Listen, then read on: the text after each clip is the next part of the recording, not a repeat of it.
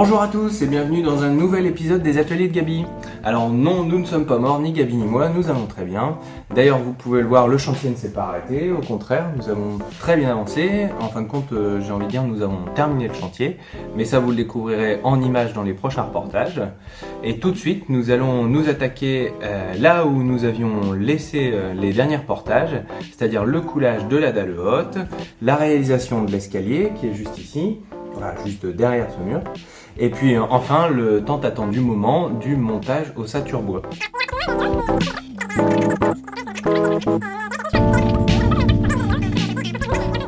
Bon, eh bien j'arrête de bavarder et sans plus attendre, c'est parti pour la suite des vidéos. Souvenez-vous, nous nous étions arrêtés au préparatif de coulage de la dalle de l'étage. Les incorporations électriques avaient été placées, ainsi que les futures arrivées d'eau, tous les renforts structurels également en ferraillage, mais aussi les mannequins permettant de laisser des trous entre les deux niveaux pour permettre de passer les gaines ultérieurement, et puis finalement toutes les planches de coffrage pour permettre de retenir le béton pendant le coulage. Allez, on remonte ses manches et aujourd'hui on coule la dalle.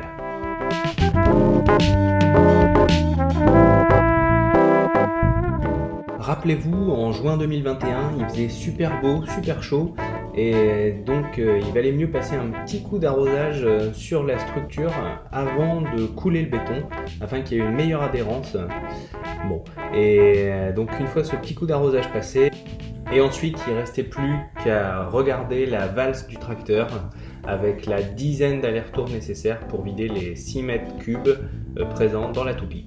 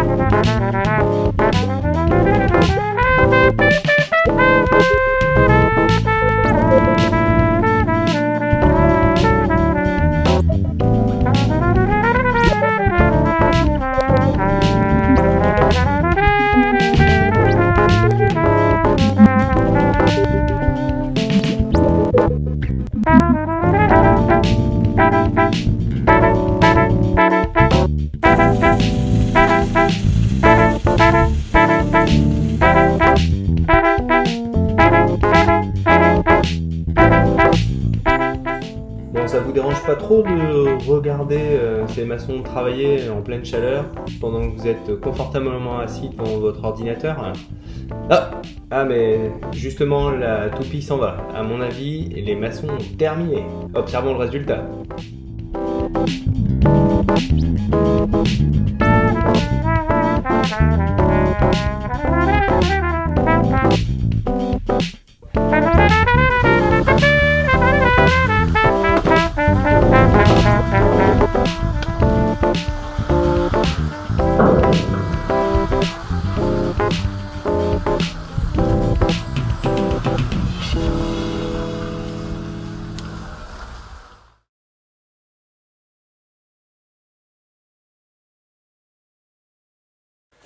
L'escalier, vaste sujet. On a décidé de réaliser un escalier en béton dans une menuiserie. Ça se discute. On a fait ce choix pour des raisons essentiellement acoustiques. On voulait minimiser les transmissions de bruit entre le rez-de-chaussée qui est l'atelier et l'étage. Pour ces raisons, ça n'est pas non plus un escalier préfabriqué, puisque celui-ci n'a pas de liaison directe avec les murs qui l'entourent, ou pas tous les murs. C'est donc un escalier coulé en place. La configuration de l'escalier. Je vous le dessine au tableau, ce sera plus simple. Alors, c'est un escalier qui se situe entre deux murs.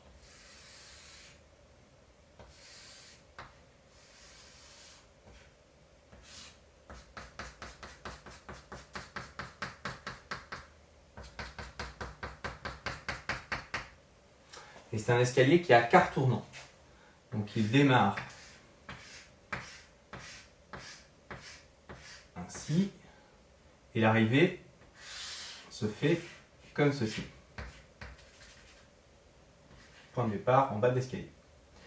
Les marches vont donc s'infléchir et commencer à tourner pour réaliser le tournant.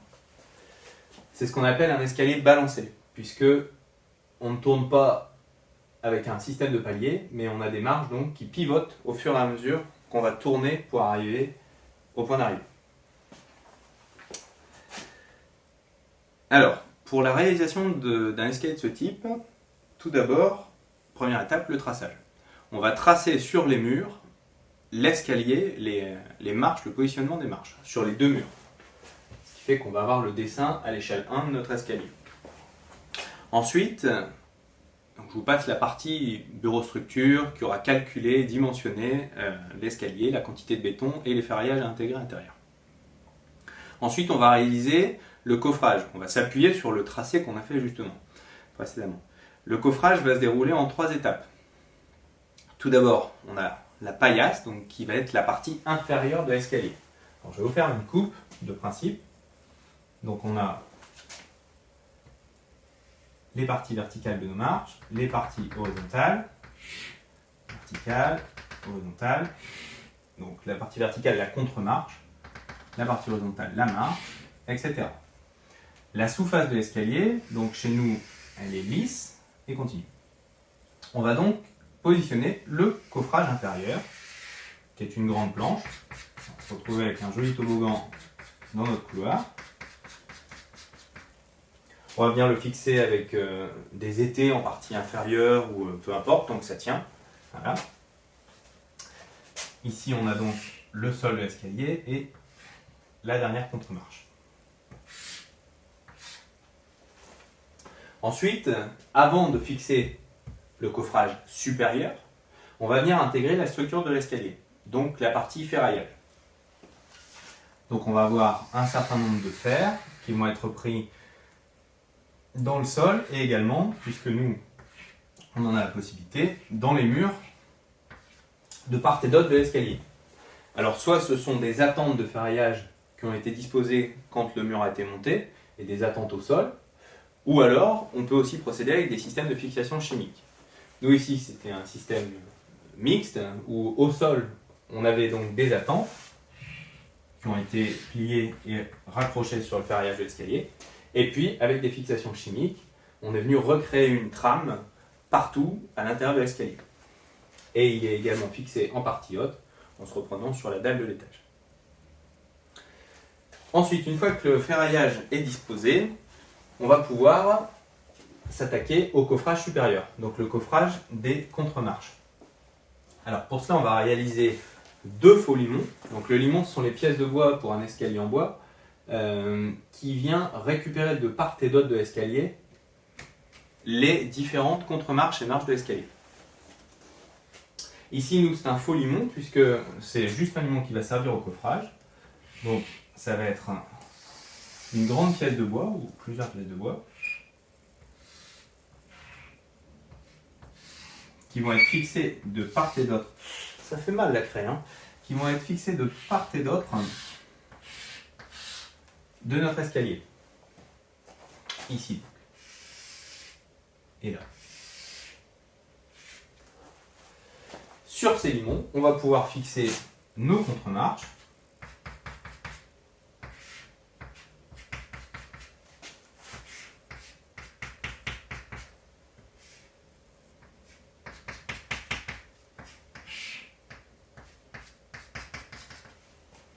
Voilà. Hop.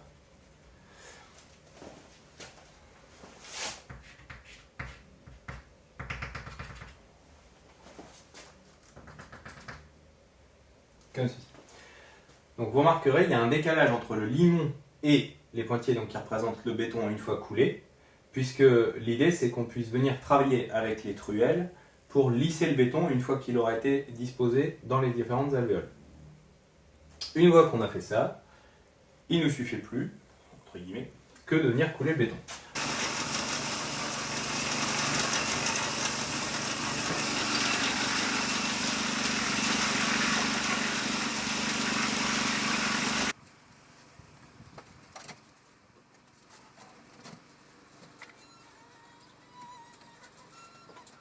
On va commencer par les marches du bas, donc en coulant du béton par ici,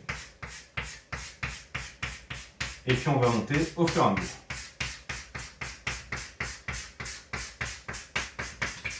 Etc. Le béton ne va pas se déverser, contrairement à ce qu'on pourrait croire, aux étages inférieurs et venir dégueuler et tomber par terre, puisqu'il a une consistance suffisamment plastique pour lui permettre de rester en place à chaque marche. Ensuite, dans l'escalier, il y a une partie quand même qu'on n'a pas traitée, c'est le quart tournant. Vous imaginez bien que la paillasse, on va avoir plus de difficultés à la mettre en place. Donc je vais vous montrer ça en photo, mais pour faire court, ça va être une succession de tasseaux, de lithos, qui vont être disposés en rayonnant sur le point central, le point qui est ici, là, le point de rotation des marches.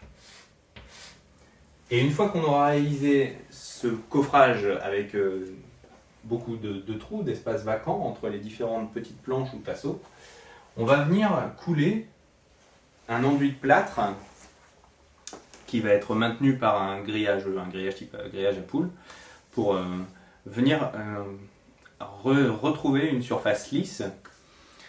Cette surface lisse donc, qui va accueillir le béton de l'escalier. À la fin, quand on va décoffrer l'intégralité de l'escalier, en sous-face on va se retrouver donc avec les tasseaux de bois qu'on va réussir à enlever et le plâtre qui va sans doute rester en partie fixé sur le dessous de l'escalier. Il suffira de piqueter le plâtre pour l'enlever et puis de reprocéder à un lissage avec un enduit selon la finition souhaitée de l'escalier. C'est plus clair maintenant ?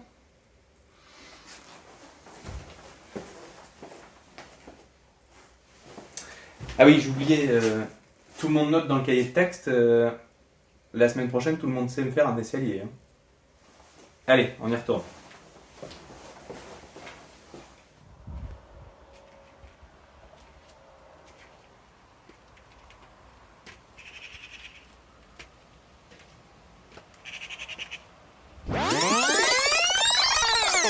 Oh là là, non mais qu'est-ce que je vois? Non, toute cette ossature bois là, c'est pour le prochain épisode.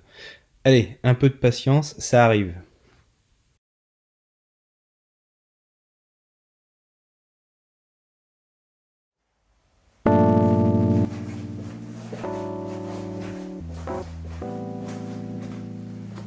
Et voici un nouvel épisode des ateliers de Gabi qui se termine. J'espère qu'il vous a plu. Si c'est le cas, n'hésitez pas à partager, à liker et puis surtout à vous abonner pour ne rien louper de la suite de nos aventures.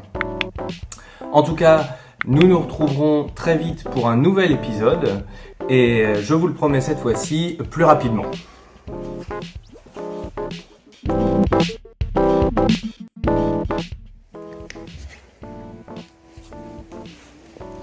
Regardez-moi ce sol. Lisse, brillant, impeccable. Prêt pour accueillir les nouveaux ateliers de Gabi. Enfin, surtout mes ateliers. Mais je veux bien les partager avec Gabi.